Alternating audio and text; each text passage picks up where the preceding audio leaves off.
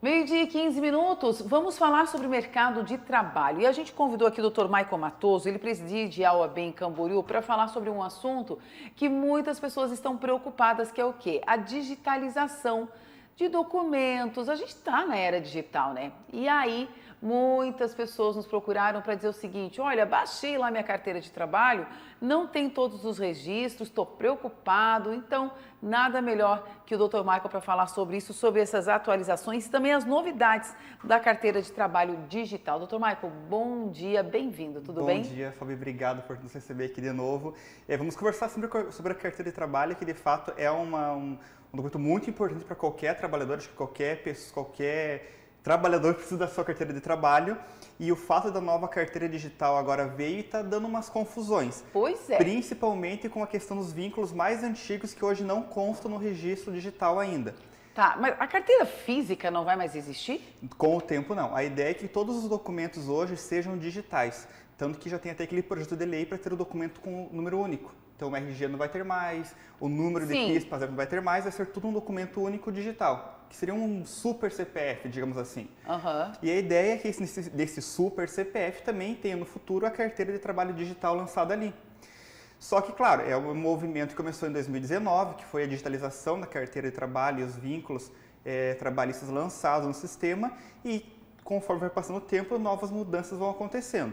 Eu acho que o maior dificuldade das pessoas hoje é, por exemplo, entrar no aplicativo da carteira de trabalho e não ver os vínculos de trabalhos antigos, que são aquelas carteirinhas de trabalho bem antigas, aquela amarelinha. Sim, a minha. Aquela amarelinha já bem antiga. Baixei a carteira de trabalho, Dr. Michael. Eu fui um desses casos, gente. Cadê os meus registros profissionais? Eu trabalho desde 1800 e bolinha? Não convém aqui dizer, né? Mas faz bastante tempo. E aí só tinha um vínculo ali registrado.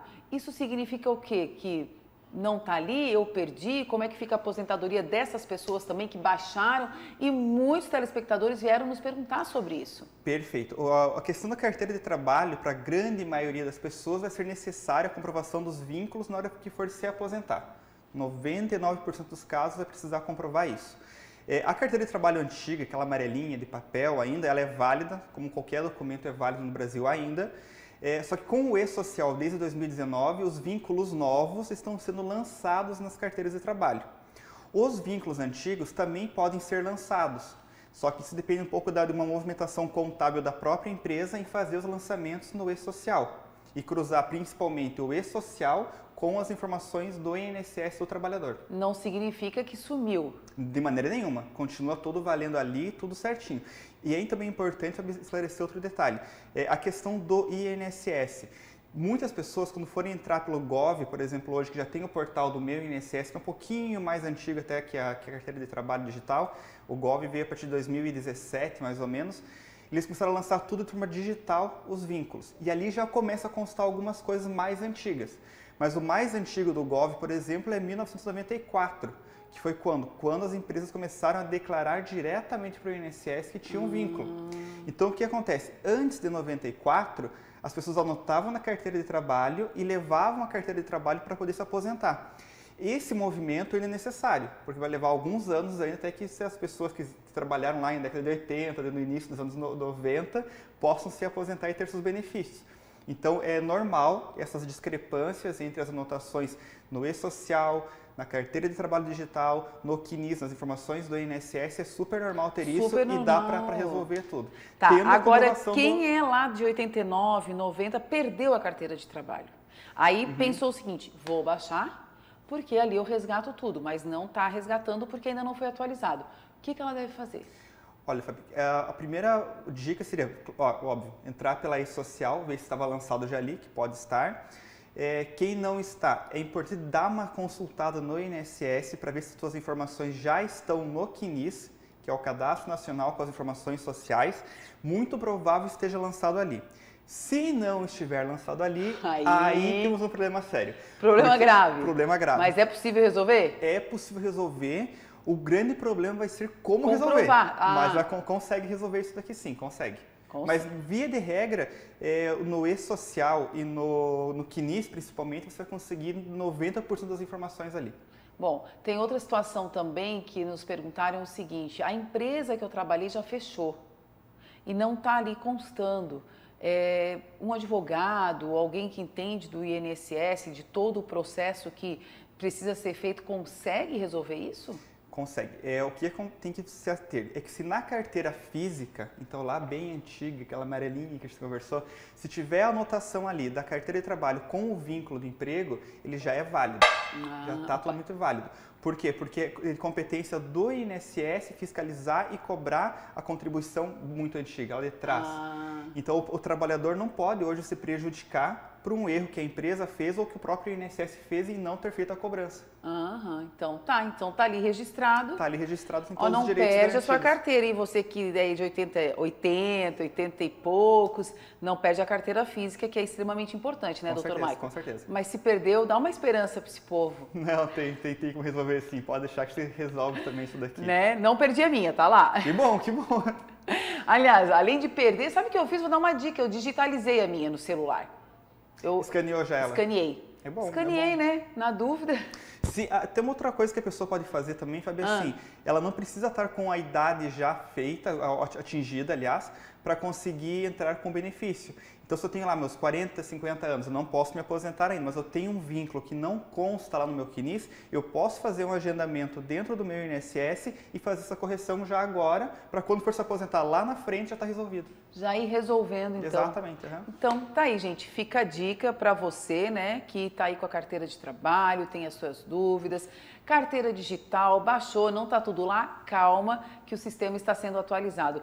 Deve ir mais quanto tempo, mais ou menos, doutor Michael? Anos? Olha, Fábio, é Brasil, né? A gente sabe que o Brasil demora um pouco as coisas. Então, mas assim, com a pandemia informatizou muita coisa foi informatizada. Então, eu acredito que não vai levar muitos anos aí, mas um bom tempo vai levar para estar tudo digital ainda. Tá bom, doutor Michael, muito obrigada pelas informações, por sempre estar aqui conosco, disponível, e estamos à disposição também para trazer as atualizações e aquilo que for de interesse do trabalhador. Obrigada. Eu que agradeço, Fábio. 12h e 22 minutos, e neste final de semana em Balneário Camboriú acontece um mutirão contra a dengue. Neste sábado acontecerá o primeiro mutirão contra a dengue no bairro Nova Esperança. A ação ocorrerá das 8 da manhã até o meio-dia. A Secretaria de Saúde estará alertando os moradores sobre os meios de proliferação do mosquito Aedes aegypti. O mutirão contará com o auxílio da Secretaria de Obras, que irá recolher resíduos em desuso, que estejam acumulando água e que sejam potenciais criadores do mosquito. Balneário Camboriú já registrou 172 focos de dengue em 2024 e no bairro Nova Esperança já foi registrado 29 desses focos.